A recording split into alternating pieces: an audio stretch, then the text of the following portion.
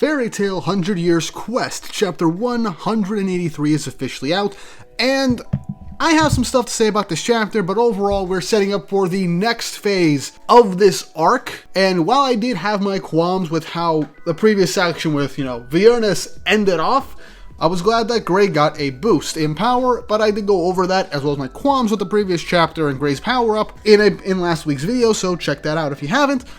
But I will say, while I did enjoy this chapter, I don't know how to feel about it quite yet. But at the same time, it's bringing in something that I was kind of hoping for this arc to really touch on more towards the middle or the beginning. Either this is the end game of the arc, the third act, or we're right smack dab in the middle of it. But either way, I'm excited. I'm curious to see where this is gonna lead, so there's still that. But before we jump into the video, don't forget to like, subscribe, and hit the notification bell for updates on future videos. Really helps, and it shows you guys enjoy the content I make here on the channel, and shows you want to see more. Also, if you haven't already, go and check out my second channel, GW Comics, where I talk about American comic books. Right now, I'm primarily focusing on DC, mainly Absolute DC, and I'm going to be branching out from there with other comics, Marvel as well. So look forward to that. It is a passion project, and I would really appreciate it if you guys checked it out. I'm currently almost at 500 subscribers, so that's a relatively good milestone for the first few months of this second channel being around. So it'd be very much appreciated if you guys check that out if you like comic books. Links will be in the title card and the description down below. Now then, let's jump right into the chapter. Chapter 183 of 100 Years Quest, titled Fairies vs. Flame.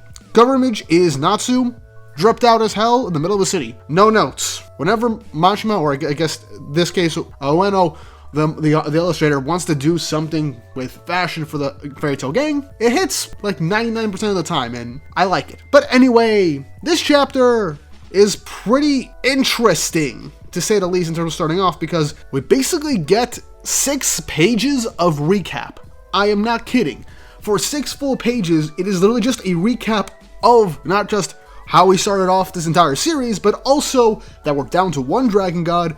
There was a dragonification spell that brought back the dragon gods, dragonification of human beings, Ferris existing and showing up and having Acnologus power, the Sex against the Horatio and Seis are fighting right now. I like how this is Lucy narrating and saying that apparently the Seis and the Sex are equal. That is not the case. The Seis are kind of getting overwhelmed. The only one really holding his own, at least for a brief instance, towards the end, was Midnight, but even then, the Seis are kind of getting their butts kicked against these demons, but I digress. They'll probably show us something in the future, but whatever. Then we got the recap of Lucy getting Mercphobia's key and Aquarius back.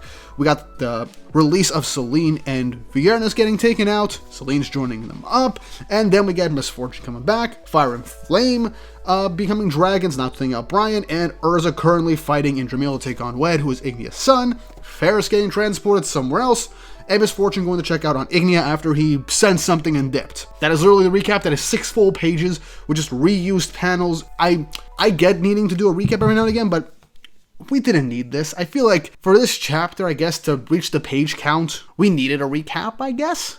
But all I do know is that Lucy says that she's still feeling kind of uneasy, but now the gang's all back together. As the actual chapter starts now, we start with a 2-page spread of Team Natsu together as Selim brought Wendy, Gray, and Lucy, and Carla to the battlefield in Dramil to meet Natsu, Erza, and Happy. And I just like how everyone's kind of surprised that everybody is together right in this instance, as Wendy offers to heal up everybody's injuries.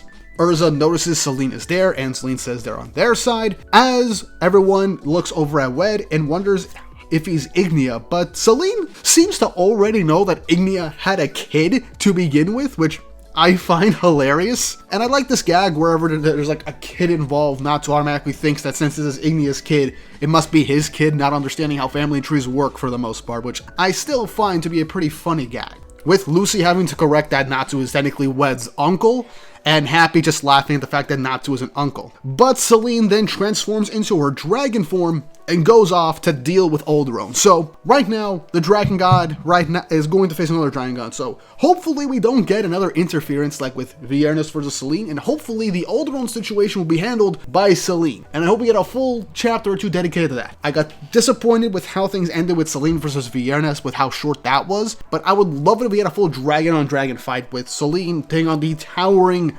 behemoth that is Alderaan. So I hope we get that. I really hope, I might be coping, but I really do hope because there's no other possible person to interfere in that fight. I just really hope it's not off screen.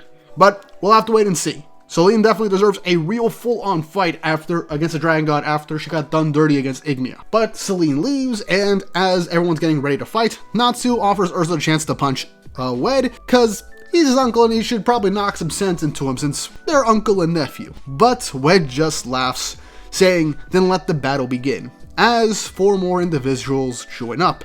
As you get a full page showcasing the rest of Fire and Flame, the Signario sisters, Rekka, and Raj showing up in their full-on Dragonified forms.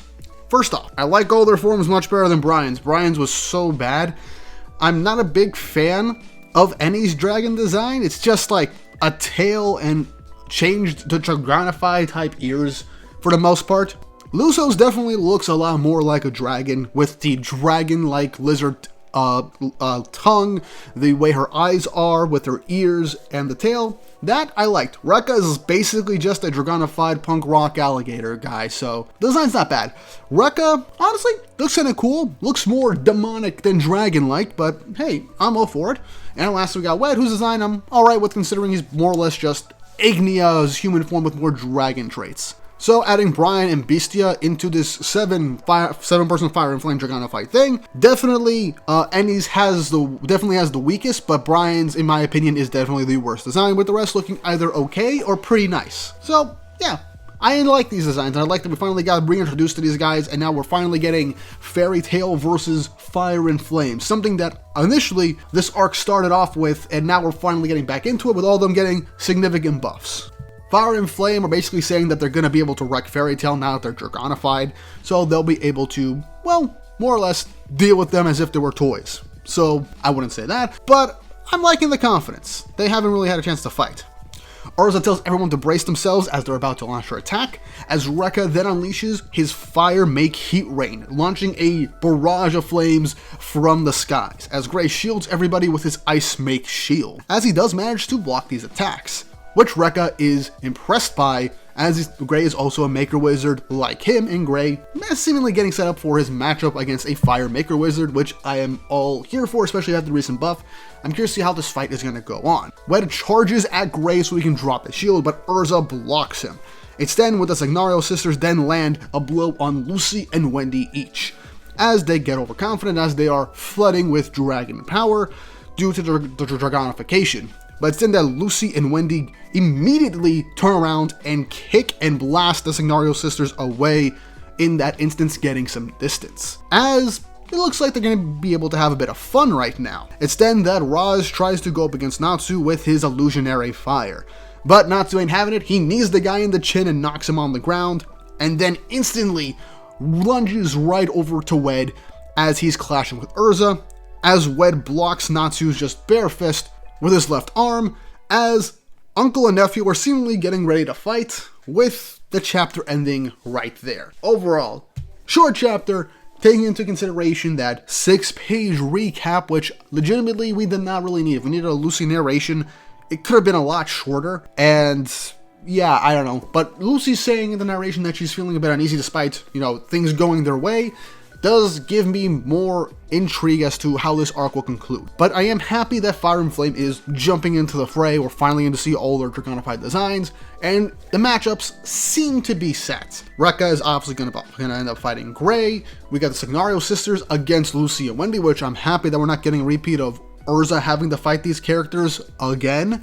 So this is definitely a lot more refreshing. I'm curious to see if they're going to put Alchemy in there, and this will probably be the debut of Lucy's new Dragon God key powers, and hopefully we get to see Wendy pull off some more cool moments and go Dragon Force to try and take on these literal dragon people. And lastly, Raj seemingly got just knocked away by Natsu, as he's just wasn't that strong to begin with, as he lunges over to try and fight Wed. Now Natsu, he's definitely going to get pushed away by Erza, so Erza can finish her fight. It would be interesting if this was just a Erza and Natsu versus Wed fight. That'd be interesting, because we never really had a fight where it's just Natsu and Erza fighting together, and I kind of miss how in OG Fairy Tail we had a lot of team-up fights, and people just having to fight a strong enemy together. I know everyone's a lot stronger now and having more 1v1s, but I kind of miss the teamwork aspect of Fairy Tail, and this would be really cool. But I wouldn't be surprised if Raj just gets back up and tries to do more shenanigans with Natsu, distracting him while Erza has her actual fight with Wed. Or Natsu will be told to go off and try and take on Ignia. I would prefer that.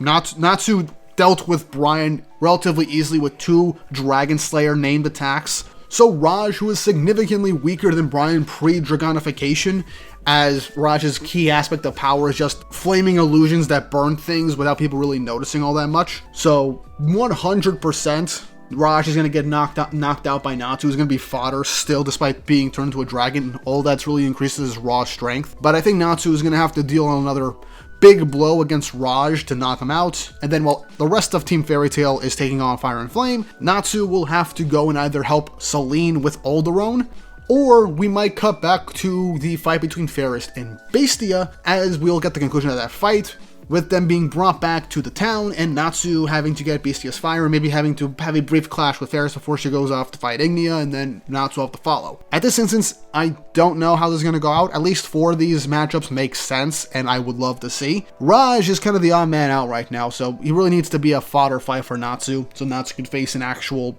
challenging opponent, but that's just my opinion.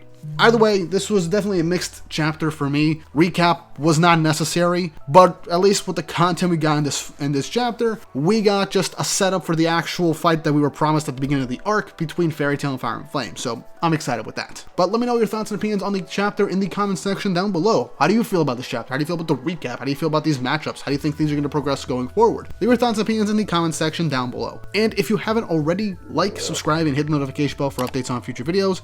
Really helps, and it shows you guys enjoy the content I make here on the channel and shows you want to see more. Also, I'm not entirely sure, but I think when the next chapter comes out, it's supposed to be Golden Week in Japan, so I don't know if digital manga are still going to be on break like physical manga are.